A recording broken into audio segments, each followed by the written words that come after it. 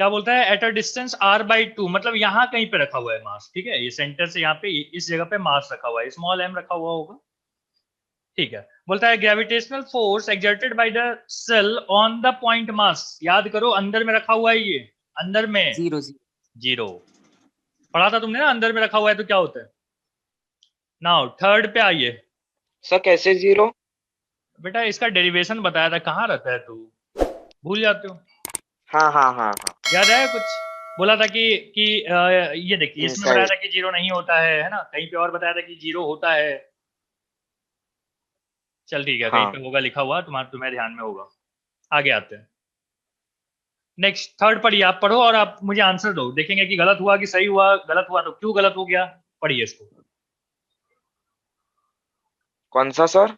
Third fourth fifth, मतलब 3 से लेके 7 तक करना है, जल्दी से बताइए क्या बोला हुआ है, एक बार मतलब समझा दो ना। सैटेलाइट है और अर्थ है, सैटेलाइट ऑफ द अर्थ, अच्छा, satellite of the earth is revolving around a circular orbit with a uniform velocity v, if the gravitational force suddenly disappear the satellite will, C में क्या बोलता है, fall down with increasing velocity. Fall down क्यों होगा बेटा, हाँ sir, B होगा। Continue to move with velocity v। Continue गोल गोल तो नहीं घूमेगा ना, बी बी हाँ, B come B to rest हो जाएगा। नहीं रेस्ट नहीं हो जाएगा, गोल गोल नहीं घूमेगा, टेंजेंशियली भाग जाएगा, देखो समझ लो। हाँ मैंने बोला था ना कि देख बेटा यहाँ पे अगर ये अर्थ है, मान लो अर्थ के चारों तरफ सैटेलाइट घूम रहा है, ठीक है, घूम रहा है तो दो टाइप के फोर्सेज लग रहे हैं, एक तो है ग्रेविटेशनल फोर्स और एक क्या है बाहर की तरफ, तो मुझे बताओ, हाँ समझ में आ रहा है, तो ये अगर ना हो तो क्या हो जाएगा, बाहर भाग जाएगा कि नहीं, और ये बाहर ऊपर की तरफ नहीं, ऐसे भाग जाएगा, ऐसे टेंजेंशियली, ठीक है। तो मूव विद वेलोसिटी v, हाँ वेलोसिटी में कोई बदलाव नहीं होगा, और कहाँ जाएगा, टेंजेंशियली वो ऑर्बिट से बाहर चला जाएगा। बड़ा बढ़िया सवाल था, देखिए छोटा सा सवाल एम्स में पूछा हुआ है। आइए फोर्थ में देख जाते हैं, फोर्थ क्वेश्चन, फोर्थ क्या बोलता है बताओ। बोलता है एटमोस्फियर अर्थ पे है due to what, none of. Due to gravity बेटा, ग्रेविटी। एटमोस्फियर में है क्या, एयर, एयर किससे बना है, पार्टिकल्स, पार्टिकल्स को कौन खींचता है, अर्थ, किसकी वजह से खींचता है, ग्रेविटी की वजह से, तो आंसर है ग्रेविटी। पांचवा, जैसे मैं तेजी से कर रहा हूं वैसे ही आपको भी तेजी से करना है, जल्दी बताइए पांचवा का क्या बोलता है, दो आइडेंटिकल सॉलिड कॉपर के स्फीयर हैं जिसकी रेडियस कितनी है, आर और आर है, ठीक है, आर और आर है, are placed in contact with each other, दोनों को कांटेक्ट में रखा हुआ है, अच्छा चल ठीक है, ऐसे रखा हुआ है, ठीक है, हाँ okay. The gravitational attraction between them is proportional to, किसके प्रोपोर्शनल होगा, देखो याद करो, G force is equal to क्या होता है, जी m1 m2 upon are square, ऐसे ही था, हाँ। तो अब बताइए कि इनके बीच में क्या होना चाहिए, कौन सा आंसर सही होना चाहिए, बी वाला, कौन सा, बी, बी बी बी लग रहा है आपको, अच्छा। अब इसमें ना थोड़ा ट्विस्ट होगा, ठीक है, अब देख ट्विस्ट कैसे है, सब सोच, सी। सी कैसे होगा, सी कैसे होगा बता बता बताओ, बता सकते हो, नहीं, देख ये इतना बड़ा मास है बेटा, इतना बड़ा, इसके मास के बारे में तो कोई आइडिया उन्होंने बताया ही नहीं, मास के बारे में कुछ भी, हाँ ये चीज बताया कि दोनों कॉपर का बना है, तो दोनों सेम मटेरियल का बना है, तो डेंसिटी तो दोनों की सेम है, सही है, तो हम बोलते हैं मास इज इक्वल टू क्या होता है, हम बोलेंगे m1 मास जो है वो होता है बेटा 4/3, वॉल्यूम कितना होता है 4/3 ना, हाँ 4/3 पाई आर क्यूब इंटू डेंसिटी, पहले वाले का मास, दूसरे वाले का मास बता दे तो एक बार कितना होगा, 4/3 पाई आर क्यूब इंटू डेंसिटी, दोनों का आर आर सेम था ना, तो ऐसे लिखेंगे, तो हम बोलेंगे चलो लिख देते हैं, फोर्स इज इक्वल टू बेटा क्या होगा, जी, हाँ 4 ये कांस्टेंट रख दो, इसको कांस्टेंट रख दो, नहीं आर को रहने दे, इसको कांस्टेंट रख दे, मतलब यहाँ पे क्या आ जाएगा बेटा के इंटू आर क्यूब, और यहाँ पे भी क्या आ जाएगा के इंटू आर क्यूब, ठीक है, इतना बड़ा बड़ा नहीं लिखेंगे अपन, तो हम बोलेंगे के आर क्यूब, और यहाँ पे भी के R cube divided by R square, बराबर है, आर स्क्वायर नहीं कितना 2r का स्क्वायर, देखना दोनों के बीच के सेंटर की दूरी कितनी है 2r का होल स्क्वायर। अब बता कि हर चीज तो यहाँ पे आ जाएगा जी के स्क्वायर अपॉन 2×4 आर पे पावर 6 बाई आर स्क्वायर, बता कितना आएगा आर पे पावर 4, अब बता, force is directly proportional to हो गया कि इनवर्सली प्रोपोर्शनल टू हो गया? कौन सा हो गया? डायरेक्टली। डायरेक्टली प्रोपोर्शनल, ठीक है। तो सर देखो राइट था ना? बेटा, ऐसे कुछ भी बताने से नहीं होता ना, उसका कारण भी बताना पड़ता। एक तो पहले आंसर देखना बंद कर दो, ठीक है, मेरे साथ चलो, थोड़ा सा गलती वलती होने दो, ठीक है। पहले ही आप बिना जानकारी का बोलोगे तो थोड़ी होगा, इसलिए आंसर मत देखो। यूएसएस का है क्या ये? फिर और कहाँ का है? ठीक है, नेक्स्ट 6 वाला। अगर आप आंसर के पास हैं तो मत देखिए आंसर, ठीक है, फिर क्या फायदा रहेगा? सब बुक ही नहीं है। तो फिर कैसे बताया तूने सी? देख के? तुक्का लगाया। तो तुक्का नहीं ना बेटा, अभी अभी तुक्का की जरूरत थोड़ी है, अभी एग्जाम थोड़ी चल रहा है। तुक्का का एक जगह रहेगा, उस समय तुक्का लगाएंगे अपन। ठीक है, कहां तक पहुंच गए, कहां तक पहुंच गए? ये 5वां तक हो गया, छठा ट्राई करो जल्दी से। क्या बोलता है कि डिस्टेंस बिटवीन दो मासेज का डबल हो गया, डिस्टेंस डबल हो गया, तो ग्रेविटेशनल अट्रैक्शन कितना हो जाएगा? तो हम बोलेंगे 1/4 टाइम हो जाएगा कि नहीं हो जाएगा? हाफ। हाँ हाँ हाँ, क्योंकि स्क्वायर है। हाँ, डिस्टेंस डबल कर इनवर्सली देंगे, प्रोपोर्शनल है। हाँ, तो स्क्वायर डबल कर देंगे तो 4 गुना हो जाएगा ना। तो 4 गुना मतलब मतलब नीचे में 4 ज्यादा बढ़ जाएगा, समझ रहे हो? नीचे में 4 ज्यादा बढ़ जाना मतलब क्या हुआ? हाँ it reduces to quarter, quarter हो जाएगा नहीं? डी। हाँ। देख, मैं तेरे को एक बात बताऊं, अगर हम बढ़िया फिजिक्स तभी जानते हैं जब हमको बहुत कम यूज करना पड़ता है कलम का, बहुत कम। कॉम्पिटिटिव एग्जाम दे रहे हैं बेटा, जितना कलम यूज करेंगे उतना ज्यादा हमारा समय भी तो लगेगा ना। तो कोशिश हम लोग को ये करनी है कि कलम बहुत, पेन बहुत कम चलाना पड़ेगा। हाँ, समझाने की बात आएगी तो मैं चलाऊंगा, लेकिन कोशिश करना कि मतलब मन में कर लो। चलिए 7वां क्वेश्चन।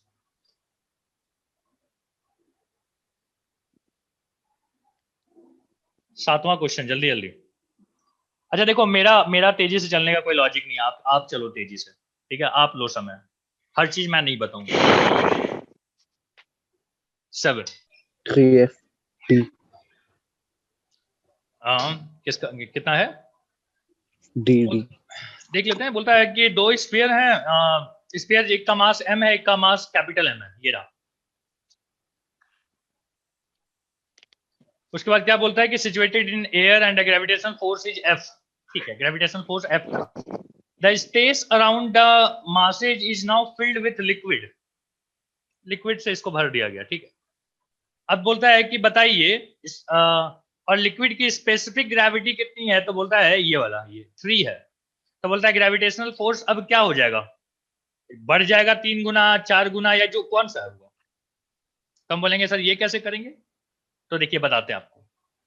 फोर्स, ग्रेविटेशनल फोर्स जो होता है वो क्या होता है, किस पे डिपेंड करता है? जी पे। G is universal. Now universal constant होता है, उसके बाद है मास पे, फिर मास पे, फिर आर स्क्वायर पे, बराबर है? क्या कहीं पे भी इस बात की चर्चा हुई कि स्पेसिफिक ग्रेविटी और बाकी चीजें कुछ लिक्विड के अंदर नहीं। क्या होता है? नहीं। तो कौन सा आंसर होना चाहिए? It should be again F. कितना होना चाहिए? एफ। समझ में आ रहा है? वापस स्पेसिफिक ग्रेविटी 3 दी है ना। कोई फर्क नहीं पड़ता क्या होता है स्पेसिफिक ग्रेविटी, क्या होता है स्पेसिफिक ग्रेविटी, क्या होता है? बताओ अभिषेक। देखो, स्पेसिफिक क्या पता। ग्रेविटी जैसी कोई चीज होती ही नहीं है, ठीक है। अब बोलोगे कि फिर ये दिया क्या है, क्या चक्कर है? तो लिक्विड, लिक्विड की स्पेसिफिक ग्रेविटी मतलब हो गया कि लिक्विड जो है वो ग्रेविटी को कितना रिस्पॉन्ड करता है, उससे फर्क नहीं पड़ता है, जाने दे इस बात को, ठीक है, सोचो ही मत। आप तो बस ये समझो जी कि मीडियम पे डिपेंड ही नहीं करता, पूरे फॉर्मूले में कहीं पे आपको लगा कि मीडियम पे डिपेंड करता है? जी इज यूनिवर्सल कांस्टेंट, जी की वैल्यू कभी नहीं बदलती, चाहे कुछ भी हो जाए। मास नहीं बदलता, आर डिस्टेंस नहीं बदलता, तो कहां लगाऊं मैं इस बात को? इसलिए इट शुड बी एफ, जहां था वहीं रहेगा। 8वां। ए। क्या बोलता है 8वां, क्या ए है? क्या बोलता है, मतलब मैं समझा ही नहीं। ग्रेविटेशनल फोर्स बोलता है एफजी है between two object, do not depends on sum of the masses. क्या बोलता है? Gravitational force F G between two object do not depend on sum of their masses, उनके मासेज के सम पे depend नहीं करता। Product of their masses, product of their masses पे depend करता है। अरे हाँ, बिल्कुल सही बात है। कौन सा आ जाएगा? ए। कौन सा आ जाएगा? ए। बाकी क्यों नहीं पढ़ा मैंने? बाकी सब चीज लग रहा है कि हाँ जी ठीक है, ये इस पे तो डिपेंड ही नहीं करता, फॉर्मूला ही नहीं है अपना ऐसा कुछ। ग्रेविटेशनल कांस्टेंट पे डिपेंड करता है, ठीक है, डिस्टेंस बिटवीन मासेस पे डिपेंड करता है, इसलिए ए होगा। चलिए आइए अगला सवाल पे आइए, question number 9। Question number 9, two particle equal masses goes around a circle of radius r under the action of mutual gravitational attraction. The speed of each particle is how much? बताइए क्या बोलता है कि दोनों एक दूसरे को खींच रहे हैं और दोनों गोल गोल ऐसे ऐसे घूमते हैं, ठीक है। तो हम एक को मान लेते हैं कि स्टेबल है, दूसरा घूम रहा है इसके चारों तरफ, ठीक है। बताइए क्या होगा, इसकी वेलोसिटी क्या हो जाएगी। आप बोलोगे कि mv² अपॉन r क्यों ले रहे हो, क्योंकि दोनों के बीच में एक minute two particle each of mass ना गो अराउंड अ सर्कल, ये वाला है ये। तो है यहाँ पे कैपिटल R लिखना चाहिए। mv² upon r is equal to gmm, small mass है, दोनों का मास इक्वल है, okay, mm upon r²। r कौन सा ले लें, तो r है वही दूरी। तो अब आप यहाँ से देखो, बताइए v की वैल्यू कितनी आ जाएगी, mm कट गया है, तो v इज इक्वल टू आ जाएगा gm अपॉन r का ये रूट। कौन सा ऑप्शन सही लग रहा है आपको? एक भी नहीं। एक भी नहीं, अच्छा, अपने को चाहिए था वेलोसिटी का फॉर्मूला। यहाँ पे 2r जैसा कुछ आ रहा है ना, 2r का क्या चक्कर है भाई, एक मिनट देखो तो, टू पार्टिकल जो कि इतना इतना है अंडर द, ठीक है, the speed of each particle is m goes around a circle of radius r, अच्छा, under the action of their mutual gravitational attraction, ठीक है, mutual under, ठीक है, the speed of each particle is, कितना हो जाएगा speed of each particle, कैसे किया जाए इसको, तो हम बोलेंगे कि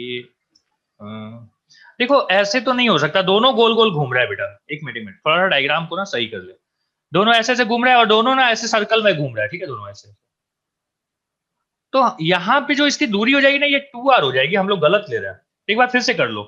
हम बोल रहे हैं कि यहाँ पे mv² अपॉन r लेंगे हम लोग, तो कितना आ जाएगा बताइए एक बार जल्दी से, mv² अपॉन r कौन सा लोगे, तो हम बोलेंगे कि चूंकि ये गोल गोल घूम रहा है, तो गोल गोल घूमने में जो रेडियस होता है ना, उसको r बोलते हैं, यहाँ पे r आएगा।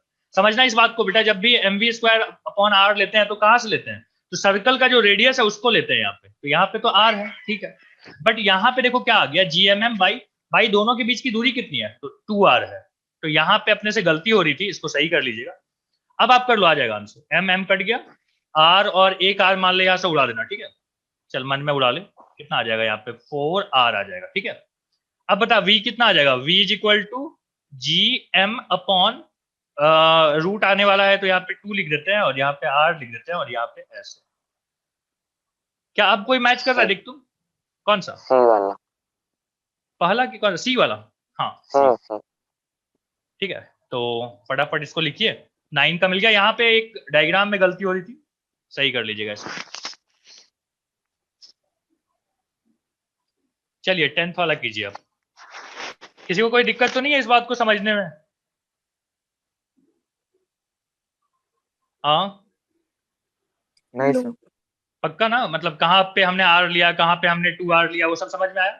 सर्कल में बेटा, जब भी सर्कल में कोई चीज घूम रहा है ना, तो हम रेडियस लेते हैं, और ग्रेविटी में जो r लिखा होता है ना, ग्रेविटेशनल फोर्स के लिए, वो r होती है दूरी, तो दूरी तो यहाँ पे ज्यादा है, लेकिन सर्कल का रेडियस तो r था। एनीवे नेक्स्ट क्वेश्चन नंबर 10, फटाफट मुझे आंसर बताते चलिएगा, ठीक है, कितना आ रहा है, कैसे किया। अच्छा ढेर सारे ऑप्शन है, क्या बोलता है कि मास ऑफ अर्थ दिया हुआ है, रिवॉल्व सर्कल, ठीक है, एंगुलर वेलोसिटी दी हुई है, एंगुलर वेलोसिटी मतलब क्या होता है, omega, in a circular orbit इतना किलोमीटर, रेडियस इतना है, the force exerted by the sun on earth in newton, बताओ।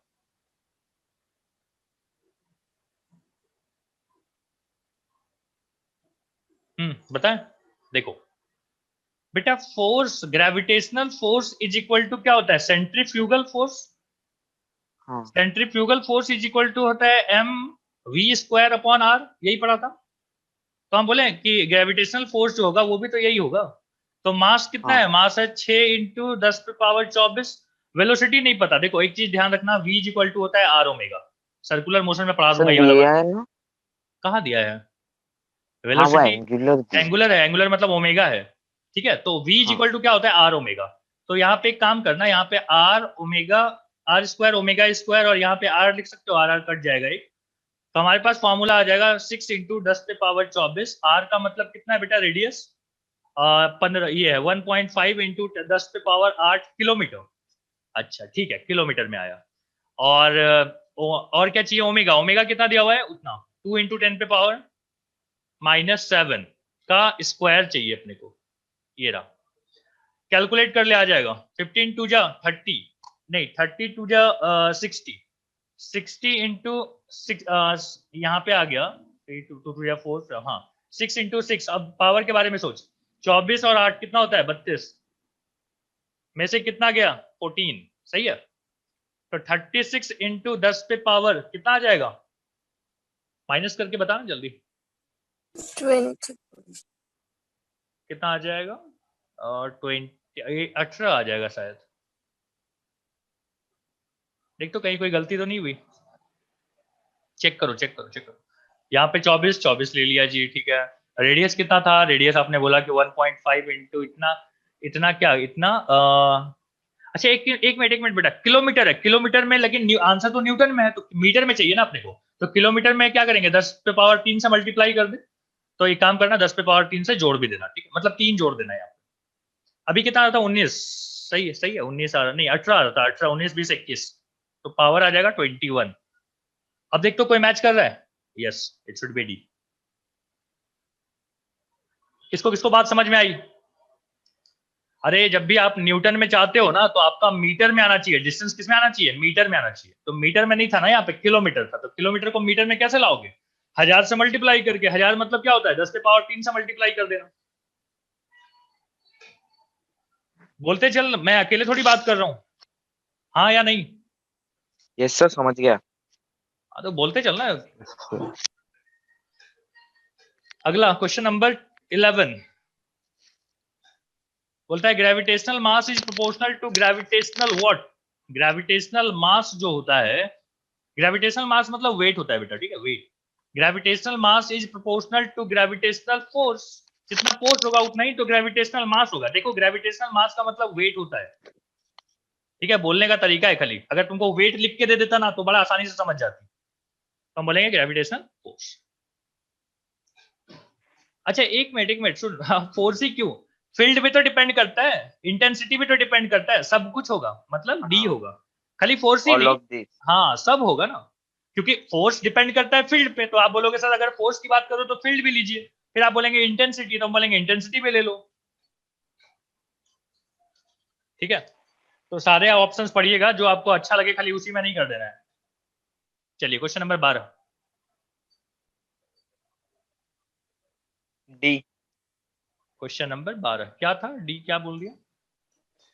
Gravitational force between m1 and m2 separated by this is इतना। तो बोलता है के क्या है? K depend on system of unit only. क्या है? System of units. अच्छा, डिपेंड्स ऑन मीडियम। मीडियम पे तो डिपेंड ही नहीं करता। Depends on both A and B, नहीं, is independent of both A and B. Independent independent नहीं, हमको लगता है ना कि डिपेंड्स ऑन यूनिट पे भी डिपेंड करता है ना। मान लीजिए अगर जी की वैल्यू आप ले रहे हो, जी की वैल्यू ले रहे हो 6.67 इंटू 10⁻⁻11, तो इसमें यूनिट वगैरह भी है, न्यूटन में लेना पड़ेगा, ये नहीं कि डाइन में ले लिए, ठीक है, मीटर स्क्वायर में लेना पड़ेगा, पर केजी स्क्वायर लेना पड़ेगा, ठीक है। अगर आप यूनिट वगैरह बदल दोगे तो ये वैल्यू भी बदल जाएगी, इसका मतलब है यूनिट पे डिपेंड करता है। कौन सा आएगा बताओ? आपको भी यही लग रहा था कि आपको लग रहा था कि इंडिपेंडेंट होता है? बोलो बोलो बोलो। ऑप्शन बोला था। हाँ, क्या कितना बोला था? हाँ सर आवाज क्यों डी नहीं आ रही बोला है? था। हाँ, आवाज प्रॉपरली क्यों नहीं आ रही है? हाँ, इंडिपेंडेंट नहीं रहेगा, समझ लो, पूरी बात पढ़िए। हाँ सही बात है कि ये एक यूनिवर्सल लॉ है, मतलब ये एक यूनिवर्सल कांस्टेंट है। तो यूनिवर्सल कांस्टेंट का यूनिट वगैरह तो होता है ना, तो यूनिट छोटा ले लेंगे तो वैल्यू बदल जाएगी, है कि नहीं? हाँ ठीक है, तो नेक्स्ट पे आइए। अब एक काम करते हैं, मैं बीच में कोई बात नहीं करता हूँ, आपको करना है जी 13 से लेके 17 तक, फिर आप मुझे बताइए, हम उसी पे जाएंगे, खाली उसी पे बात करेंगे, जिसमें आप हमको प्रॉब्लम बताइएगा वही उसी में करेंगे। एक क्वेश्चन नंबर 14 में नाम वाला है, देखो नाम हम आपको बताया नहीं है। बोलता है कि एक्सपेरिमेंट जो सबसे पहले किया था ना ग्रेविटी को लेके, वो कैवेंडिश थे। न्यूटन ने लॉ दे दिया था बिना कोई एक्सपेरिमेंट का, ठीक है, लेकिन बाद में ये बात सही किसने किया, तो कैवेंडिश ने किया। कैवेंडिश बड़ा मतलब बढ़िया टाइप का उन्होंने एक्सपेरिमेंट किया था। अगर मौका मिलेगा तो मैं बताऊंगा कि क्या था ये एक्सपेरिमेंट। क्वेश्चन नंबर 13 नहीं आया समझ में? देखो बोलता है कि मून यहाँ पे है बेटा, मून यहाँ पे है और यहाँ पे अर्थ है, ठीक है, अर्थ बड़ा है। अर्थ जो है वो 81 टाइम्स ज्यादा है, इसका 81 m है, इसका m है। बोलता है कहीं पे इस जगह पे, कहीं पे दोनों के बीच में दूरी कितनी है, तो बोलता है d है, d। तो बोलता है इस जगह पे कहीं पे एक ऐसा जगह होगा जहां पे कि ये भी जितनी ताकत से ये खींचे उतनी ताकत से ये भी खींचे और उस पर ग्रेविटी का असर क्या दिखाई दे, 0।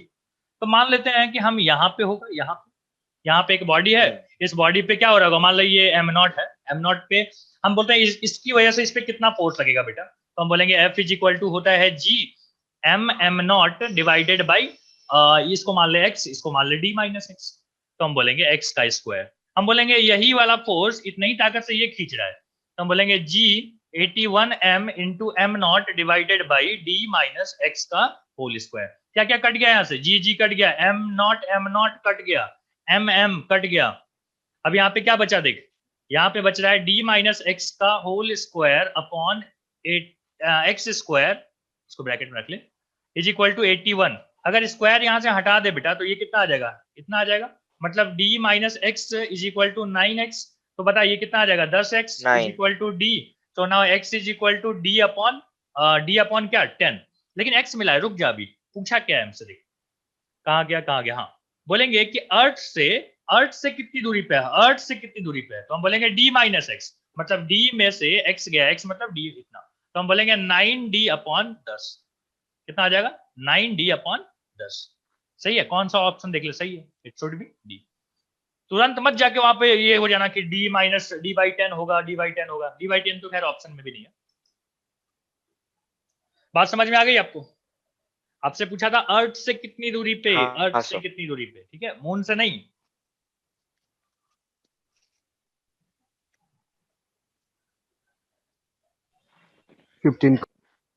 हाँ 15 का A है। बोलता है which of the following statement of the gravitational constant is true. Gravitational constant के बारे में क्या सही है, बोलता है इट इज ए फोर्स, ना फोर्स नहीं है। इट हैज नो यूनिट, बिल्कुल है यूनिट इसका। It has same unit in all system, नहीं, सब जगह सेम नहीं है भाई, उसका अगर बदल दोगे, यूनिट बदल दोगे तो वैल्यू बदल जाएगी। इट डिपेंड ऑन, ये भी गलत हुआ, मतलब तीनों गलत है। अच्छा देख लेते हैं, it depends on the value of the mass, ये तो नहीं होगा। अगला, मास पे थोड़ी डिपेंड करता है जी की value. It do not depend on the nature of medium, it should B E. सही बात भाई, जी की वैल्यू मीडियम पे डिपेंड नहीं करता, अभी हमने बात किया था इसके बारे में। चलिए आइए अभी 16। कहाँ चला गया ये, बताओ 16 में क्या किया जाए।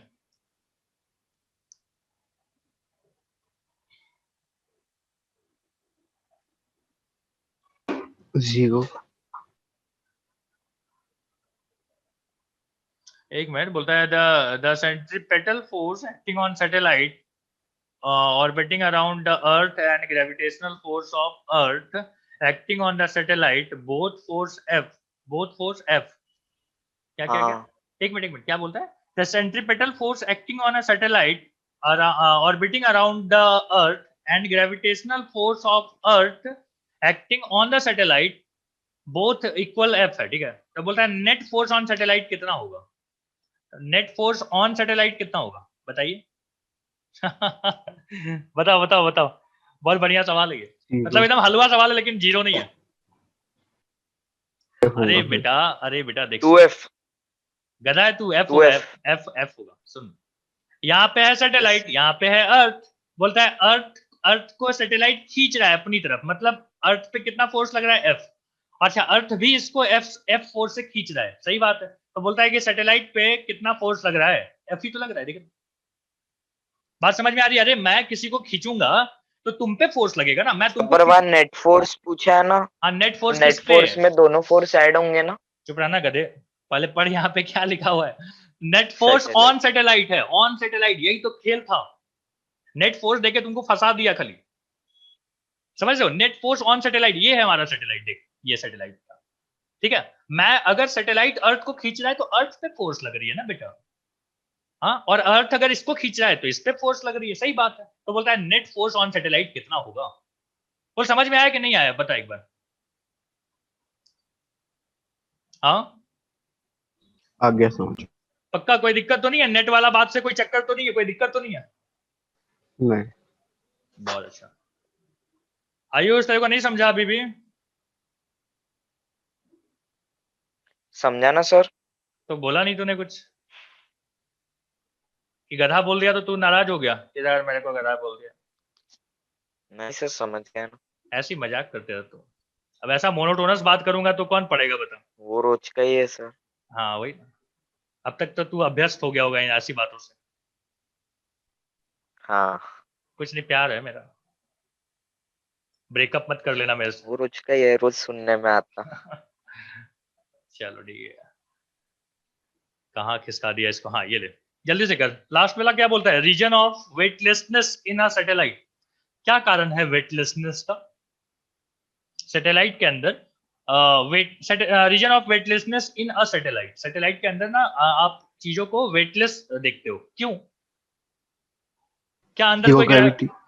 जीरो ग्रेविटी क्या होता है बेटा? स्पेस में ग्रेविटी नहीं। स्पेस में ग्रेविटी कैसे नहीं है ना? आप किसी ना किसी ग्रेविटी के इन्फ्लुएंस में ही तो है। आप या तो अर्थ की ग्रेविटी के इन्फ्लुएंस में बड़ा हो। वाला जी है ना। उसके बाद है कि centre of mass, centre of mass का क्या चक्कर है ना? Zero reaction force by satellite surface बराबर, क्या बोलता है? Zero reaction force by satellite surface. Satellite का जो सरफेस है ना वो जीरो रिएक्शन देता है, क्यों? क्यों ऐसा क्यों? देखो मैं बताता हूं, एक बात बताइए कि मैं इस बॉडी को यहां पे रखा, ठीक है, एक ऐसे प्लेट पे रखा ऐसे, ठीक है, और प्लेट पे मैंने फट से प्लेट को हटा दिया ऐसे खींच के, तो ये क्या हो जाएगा? गिरने लग जाएगा ये बॉडी। आपको पता है गिरता हुआ चीज वेटलेस होता है, सही बात है। हाँ तो मैं बोलूं कि अब आप वापस जाओ, रिवाइंड करो, सोचो हाँ सोचो सोचो कि पहले क्या हो रहा था। पहले जब आप रखे थे प्लेट पे तो प्लेट इसको एक नॉर्मल रिएक्शन दे रहा था। प्लेट अगर इसको नॉर्मल रिएक्शन देता है तो हम बोलते हैं कि इसका वेट है। और अगर प्लेट इसको नॉर्मल रिएक्शन नहीं दे, चाहे किसी भी वजह से, चाहे हम प्लेट ही हटा लिए हो, तो ये क्या हो जाएगा? अगर नॉर्मल रिएक्शन नहीं है तो वेट क्या होगा इसका? जीरो। यही कहानी यहां पे भी थी। जीरो ग्रेविटी नहीं, समझ में आ रहा है? जीरो ग्रेविटी कैसे हो सकती है?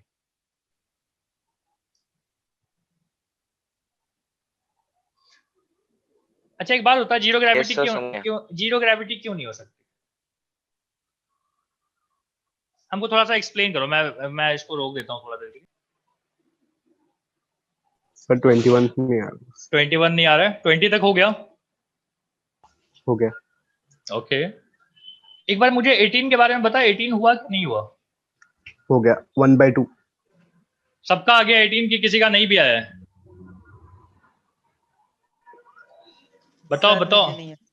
हाँ तो बताना चाहिए। हाँ बोलता है एक मास है जिसको डिवाइड किया गया है एक्स एम में और एक को 1 माइनस एक्स एम में।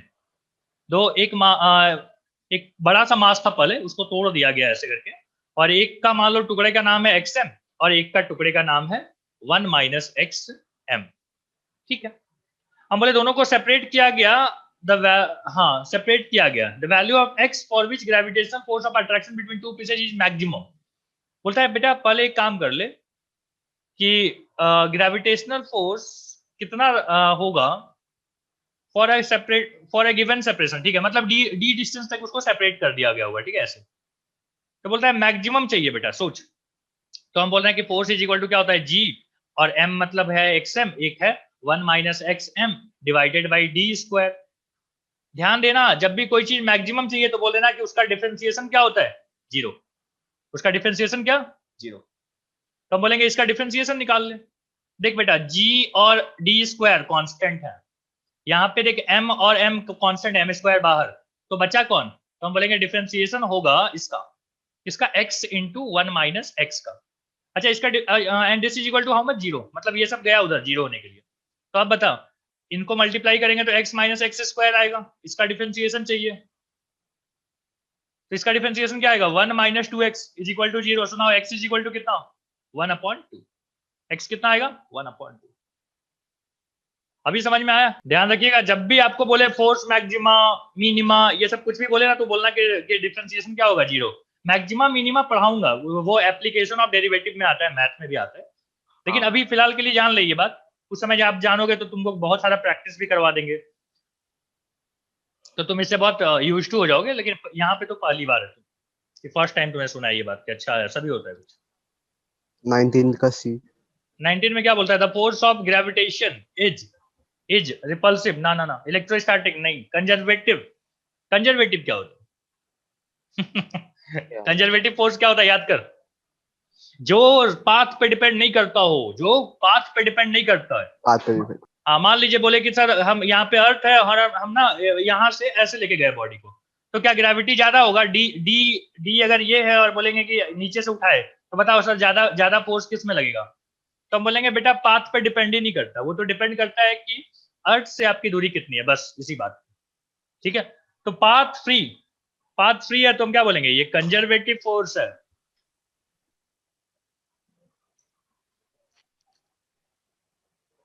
Correct form of gravitational law कौन सा है? देख वेक्टर के फॉर्म में लिखा हुआ है यहाँ पे, ये फोर्स है माइनस फोर्स एक वैल्यू है, वो वैल्यू माइनस में क्यों होगी? नहीं होगी, पहला गलत है।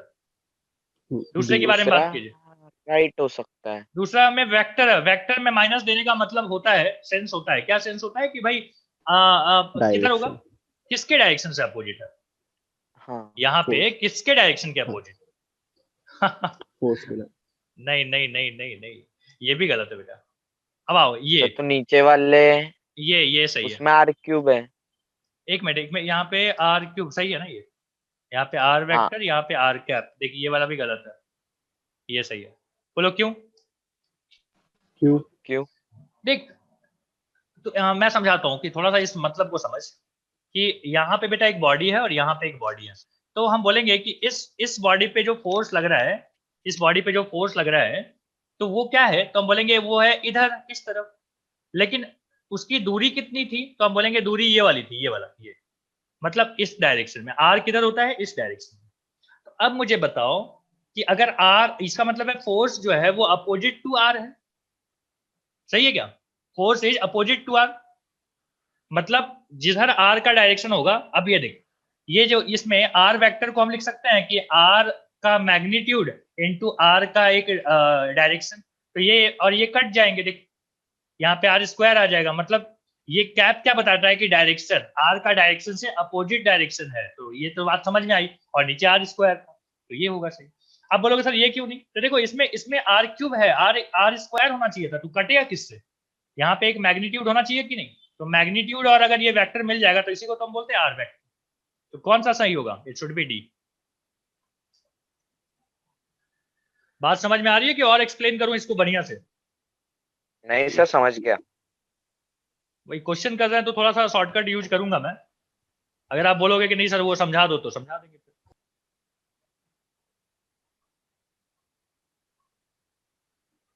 हालांकि थ्योरी लेक्चर में ये सब बातें खूब अच्छे से बताया मैंने कि देखो वेक्टर में कैसे लिखते हैं, कैसे समझते हैं। दिखने में तो सब एक ही जैसे लग रहे हैं कि सर ये भी आर स्क्वायर है, सर ये भी आर स्क्वायर है, सर यहाँ पे आर क्यूब है तो मान लो कुछ होता होगा, यहाँ पे आर क्यूब है तो कुछ होता होगा, ऐसे तरीका है हर चीज का। 21 जल्दी, क्या लगता है कैसे होना चाहिए? रुक थोड़ा सा जगह बनाता हूँ मैं यहाँ पे। धड़ाधड़ तुक्के मार रहा अभिषेक। तुक्के मत मार, तुक्के से गलत हो जाएगा चीजें। क्या बोलते हैं? सर ए है, सॉल्व किया मैंने। देखते बोलता है दो पॉइंट मासेज हैं ए एंड बी, जिसका रेशियो है 4:3, मतलब एक है मान ले 4x, एक है 3x। बोलता है सेपरेट किया गया है एक मीटर की दूरी से बेटा, ये रहा 1 मीटर की दूरी। When another point mass m is placed, क्या बोलते हैं, मास c of mass capital M is placed between a and b, कहीं पे मान ले प्लेस किया गया होगा, तो क्या हुआ, the force between a and c is 1/3। ये a है, ये c है और ये b। a और c के बीच में जो फोर्स है this is 1/3 of force between b and c। बोलता है तो फिर हमको बताइए कि distance between c from a, मतलब ये वाली दूरी कितनी होगी, मान लो इसको x, बताओ। तो ये दूरी कितनी होगी 1 - x, जल्दी जल्दी बताओ फटाफट। हम बोलेंगे फोर्स इन दोनों के बीच में, हाँ इन दोनों के बीच में बेटा फोर्स कितना है, तो बोलेंगे g m upon r square, मतलब x² इज इक्वल टू 1/3, देख रहे हो ये वाला लिख रहा हूँ। और इन दोनों के बीच में फोर्स कितना है, तो हम बोलेंगे g m और m अपॉन 1 - x का होल स्क्वायर। तो यहां से बेटा g और g कट गए, m और m कट गए, x और x कट गए, ठीक है। अच्छा यहाँ पे भी x था और यहाँ पे भी x था। अच्छा एक काम करना, इसको y ले लेना, सेम नाम नहीं लेना चाहिए, y², यहाँ पे भी y²। हाँ अब बता दे क्या करें, ये 3 को क्या करूं, क्रॉस मल्टीप्लाई कर लूं क्या? हाँ। यहाँ पर एक 4 बचा हुआ है, सही है ना। अच्छा ये 3 और 3 कट जाएगा क्या, देखो ये और 3 और ये 3, हाँ तो अपना आएगा 4/y² is equal to 1 - y का होल स्क्वायर। एक काम कर, दोनों तरफ रूट ले ले, तो ये 2 हो जाएगा। चल अगले लाइन में 2/y 2/y is equal to 1 - 1/y, cross multiply कर ले, 2 - 2y is equal to y, ये इधर गया तो 3y is equal to 2, so y is equal to 2/3। कितना आएगा y 2/3, यही तो पूछा था आपसे, distance between a and c, तो 2/3 metre it should be a। अगला कौन सा सवाल कर रहे हैं आप, क्वेश्चन नंबर 22 शायद मैंने करवाया था एक बार, याद है, ऐसा ही कुछ सवाल था, 1 किलो 2 किलो ऐसे कुछ था। चल देख ले करके, 22, 23, 24 जल्दी से कीजिएगा, अगले दिन आपको ना एक्सीलरेशन ड्यू टू ग्रेविटी भी पढ़ना है। आइए फर्स्ट क्वेश्चन करते हैं हम लोग। लिखा हुआ है कि एक्सीलरेशन ड्यू टू ग्रेविटी। पहला क्वेश्चन क्या बोलता है कि एक बॉडी है जिसकी मास है 500 ग्राम और इसको थ्रो किया गया है ऊपर की तरफ, वेलोसिटी दी गई है 20 metre per second. 500 gram 20 metre per second, और क्या बोला हुआ है, और वो reaches back to the surface of the planet after 20 second, गया और 20 सेकेंड में लौट के आ गया, ठीक। बोलता है तो बताइए कि then the weight of the body on this planet is how much, weight कितना होगा। तो वेट के लिए बेटा मास इनटू ग्रेविटी का होना जरूरी है, मतलब g, acceleration due to gravity आपको नहीं पता, तो सोचो कि ये गया होगा कितने देर में ऊपर, मैक्सिमम पॉइंट पे 10 सेकेंड, तो सोचो v is equal to u plus gt लिख दें, तो final velocity 0, u is given that is 20 metre, g आपको नहीं पता लेकिन माइनस में होगा क्योंकि नीचे की तरफ होता है, और टाइम आपको पता है 10, तो कितना आ गया 2, g की वैल्यू कितनी आ गई 2 मीटर पर सेकेंड स्क्वायर। अब आप बताइए मास कितना था 500 ग्राम, मतलब आधा किलो, हाफ लिख दिया, और यहाँ पे क्या होगा 2, तो वेट कितना हो जाएगा 1 न्यूटन। 1 wait Newton. कितना आ गया 1 न्यूटन। क्या आपने इसी तरीके से किया था? हाँ सर, फॉर्मूला अलग लगाया था। कौन सा फॉर्मूला लगा दिया? एस वाला। हाँ उससे कोई, एस वाले में तो डिस्टेंस तो दिया नहीं है, तो एस कैसे निकाला? S0 ले लिया। S0, हाँ वो भी फिर चलता भी है, यही आता। चलता है, मतलब गया और आया दोनों मिला के S0 चलता है, ठीक है, जैसे मैंने वैसे करो, ठीक है। आपको आती है ये चीजें करनी तो कोई दिक्कत नहीं है, नहीं आता तो जैसे मैं बता रहा हूँ वैसे करो। चलिए सेकंड क्वेश्चन पे आते हैं, ये सब मिटा देता हूं मैं। सेकंड क्वेश्चन क्या बोला हुआ है देखो, बोलता है कि if the charge in the value g, अच्छा if the change in the value g at height h above the surface earth surface is the same as the depth d, मतलब g at height is equal to g at depth दिया हुआ है। बोलता है तो बताइए height कितनी थी h थी और डेप्थ कितना था, तो बोलता है x था ना, x लिख देते हैं हम यहाँ पे भी। तो बोलता है बताइए कि हाँ लास्ट में क्या बोला है कि then both x and h being much smaller than the radius of earth, ठीक है, क्या बताना क्या है, अच्छा x और h में रिलेशन बतानी है, ठीक है। बताओ हाइट पे क्या फॉर्मूला पढ़ा था आपने, g 1 - 2h अपॉन r, यही पढ़ा था ना, और यहाँ पे क्या पढ़ा था g 1 - h अपॉन r, मतलब x अपॉन r, यही पढ़ा था? बता भाई जल्दी बता, फॉर्मूला याद नहीं है क्या अभी तक? हाँ सर याद है। एक ना कहाँ लिखवाया था मैं फॉर्मूला, भूल जाते हो तुम लोग। सर पता है ना, G 1 माइनस 2h/r और हम्म। दूसरा है कोई बोल नहीं रहा हूँ ना, तो मैं दिखाने जा रहा हूँ, तो देखो 1 माइनस h/r। हाँ जी, तो ये g और ये g तो कट गया, यहाँ पे बेटा 1 और 1 भी देखो कट जाएगा, माइनस और माइनस माइनस फिर से माइनस कट भी गया, कट जाते। r r कट गया, तो x इज इक्वल टू क्या आ गया 2h। 2h। क्या ये सबका आया था? हाँ सर मेरा आया था। हाँ sir. It should be B. ना थर्ड तो मैंने बता ही दिया कि देखो g अगर 0 हो जाएगी तो टाइम ऑफ पेंडुलम क्या हो जाएगा, इंफिनिटी हो जाएगा, क्योंकि फॉर्मूला आपने देखा था कि t इज इक्वल टू होता है 1/2 pi root of l upon g। अगर g 0 है तो ये पूरी वैल्यू क्या दे देगी, इंफिनिटी, और टाइम क्या आ जाएगा, infinity. Now this part fourth बोलता है कि two planet of same average density, मतलब दोनों प्लैनेट की डेंसिटी सेम है, ठीक है भाई। बोलता है बट रेडियस r1 एंड इसका रेडियस है r1, इसका रेडियस है r2। बोलता है कि if acceleration due to gravity on this planet be g1 and g2, तो बोलता है क्या, तो बताइए कि इनमें क्या रिलेशन होगा। बता देते हैं, चलो आओ। हम बोलेंगे कि भाई ये जो g1 है, ठीक है, ये इसका फॉर्मूला क्या होता है, हम बोलेंगे g capital M of 1 divided by r1 का स्क्वायर। और आपने बोला कि सर g2 कितना हो जाएगा, तो हमने बोला कि m2 gm2 अपॉन r2 का स्क्वायर।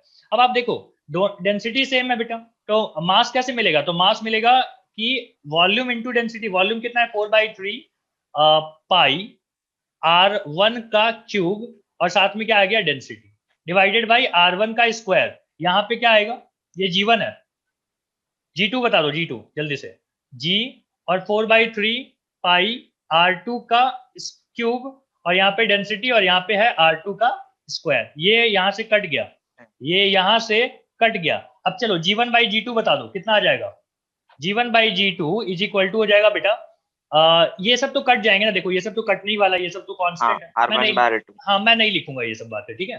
तो क्या आ गया फाइनली r1/r2। कोई दिक्कत तो नहीं है इस बात को समझने में? नहीं। बढ़िया। Question number 4 done. Now question number 5। Again question number 5 से लेके 5 6 7, ठीक है 8, 5 6 7 8, ये आपको करना है, पहले आप ट्राई कीजिए, फिर हम आते हैं वहां पे, फिर सॉल्व करेंगे।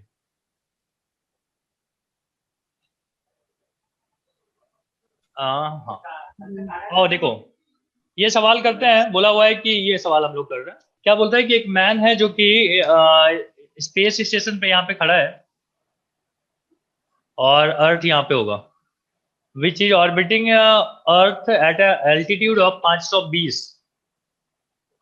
520 किलोमीटर, और अर्थ का रेडियस भी अपना होता है, ठीक है, विथ कांस्टेंट स्पीड इतना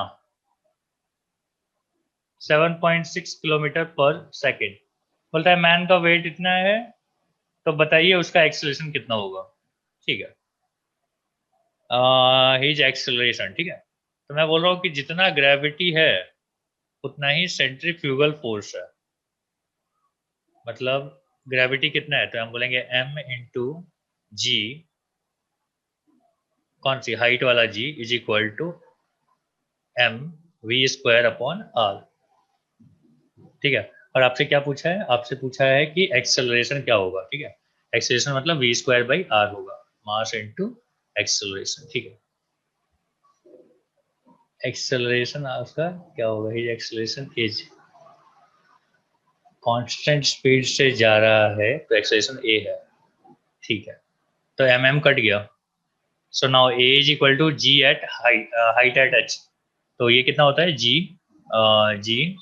1 माइनस 2h अपॉन r, तो सीधा सीधा ये निकाल ले, यही आंसर है, g 1 minus 2h upon r कितना होता है 2 इंटू हाइट कितनी है 520, और यहाँ पे कितना है 6400, ठीक है, इसको कर लो आ जाएगा आंसर। यहाँ पे 50 मान ले, ये दोनों कट गया, यहाँ पे हो गया 10, 1 माइनस 10/64, 10/64 एक बार सीधा सीधा हमको बता दे कितना होता है, कितना के आसपास होगा? 10/64, 64 और 10 है, डेसिमल लगाते हुए तो 0 आ जाएगा, 1 आ जाएगा, 64, 26, 36, 36 और 6 6 या 36, लगभग 0.16। 16 माइनस करेंगे तो कितना आएगा? 1 में से 1 पॉइंट, तो 1 में से करोगे तो 0.84 इंटू 10 कर देंगे तो 8.4 के आसपास में आएगा। 8.4 यही सही है, सी आंसर। सी ऑप्शन सही है बिल्कुल। बोलो क्या क्या किया? आपको समझ में आया क्या? हाँ सर, समझ गया। क्या समझ में आया बताओ? देख, अर्थ इसको नीचे की तरफ खींच रही है, ठीक है, और इसके गोल गोल घूमने की वजह से एक सेंट्रीफ्यूगल फोर्स बाहर लग रहा है बस। और चूंकि ये यहीं पे है, इसका मतलब है कि बैलेंस है। तो बैलेंस है तो हम क्या बोलेंगे?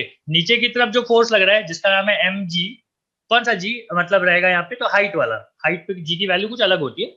और इधर बाहर की तरफ फोर्स इज इक्वल टू क्या होता है? मास इनटू एक्सेलरेशन, ठीक है। तो हमको v² वगैरह निकालने की जरूरत नहीं थी, सीधा सीधा ये यहाँ पे लगा दो, बाकी कहानी आपके पास है, हो गया, ठीक है। सो यही आंसर। अब आप बोलोगे सर वो वैल्यू क्यों दिया था फिर? क्या नाम है उसको वैल्यू का? 7.6 किलोमीटर पर सेकेंड वगैरह क्यों दिया? कोई फर्क नहीं पड़ता, ठीक है, कोई फर्क नहीं पड़ता कुछ भी, क्योंकि वो कांस्टेंट स्पीड है बेटा। कांस्टेंट स्पीड का एक्सेलरेशन से कोई चक्कर नहीं है, ये अलग टाइप का एक्सेलरेशन है। सर्कुलर मोशन में पढ़ाऊंगा, दो टाइप का एक्सेलरेशन होता है, एक होता है टेंजेंशियल और एक होता है सेंट्रीफ्यूगल एक्सेलरेशन। मेरा वो वाला फॉर्मूले से आ गया।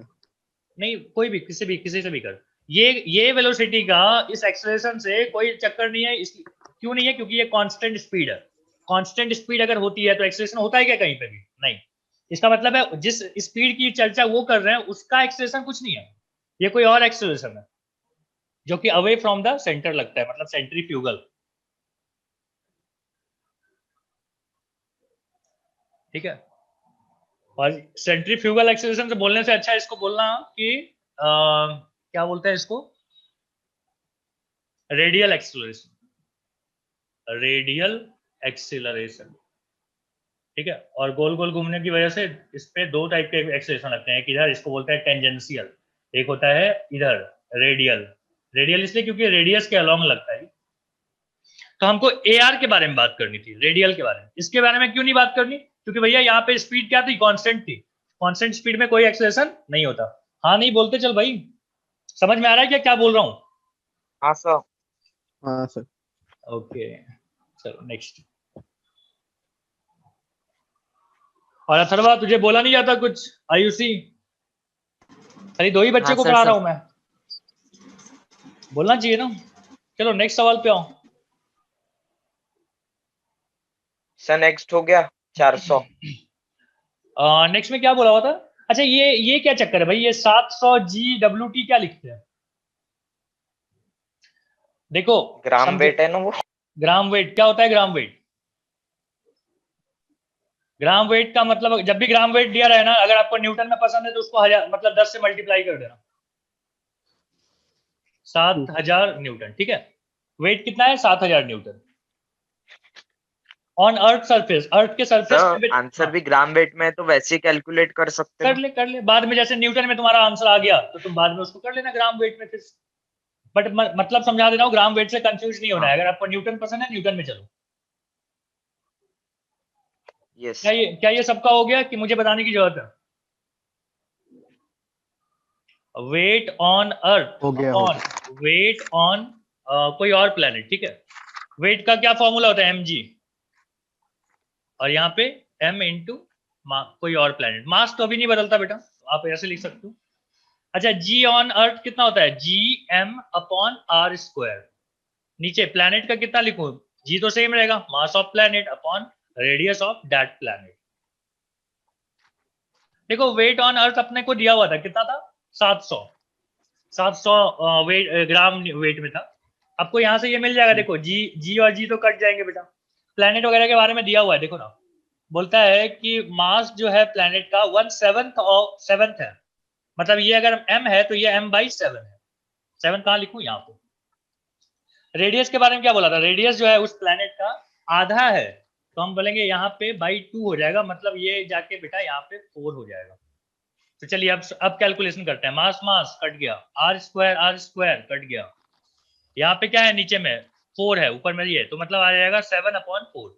तो ना 700 इज इक्वल टू 7/4 और नीचे है W ऑफ P। तो यहाँ पे आ जाएगा 100 मतलब 400। कितना आ जाएगा? 400। 400 कौन सा ऑप्शन सही है? It should B. सबने ऐसे ही किया था कि लंबा चौड़ा कैलकुलेशन करना पड़ गया आपको? Yes sir. No. नहीं नहीं ऐसे ही कर लिया था, इजी था। ठीक ठीक।